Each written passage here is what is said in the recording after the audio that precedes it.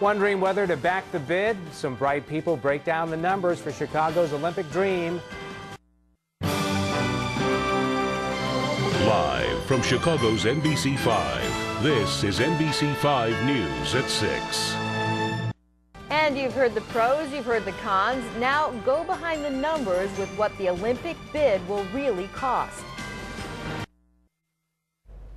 We're just 7 weeks away from learning which city will host the 2016 Summer Olympic Games. So our Phil Rogers sat down with some economic professors to get the pros and cons on being a host city.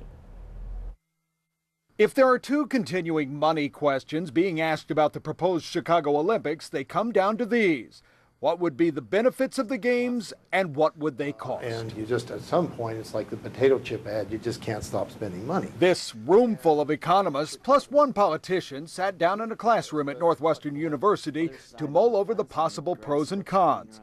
One rarely expressed viewpoint, the idea that even if Chicago gets the Olympics, it could be a bad thing in the long run. I don't mean to be cruel in my examples here, but Munich didn't get a bounce from 1972. Professor Larry Bennett of DePaul has a point. A tragic terrorist attack remains the world's primary memory of those Munich Games. But it wouldn't take that, he says, to give Chicago a bad post-Olympics bounce. The telecommunication system can break down. The weather can be miserable. The local transit system can not provide the kind of service it ought to, and the European journalists come in and they write about Chicago the way they wrote about Atlanta in 1996. No one suggested the games are a bad idea for Chicago. In fact, the most radical viewpoint probably came from this man, Professor Robert Baade of Lake Forest College. He believes Chicago's plans are too modest. As he puts it, not enough to make the city a surprise city, which visitors will remember. This is a world-class event. We have an opportunity really to bring these alien spendthrifts to the United States and have them go, oh my God, I didn't know Chicago was anything like this. Of course, he concedes Chicago has plenty which should wow its visitors already.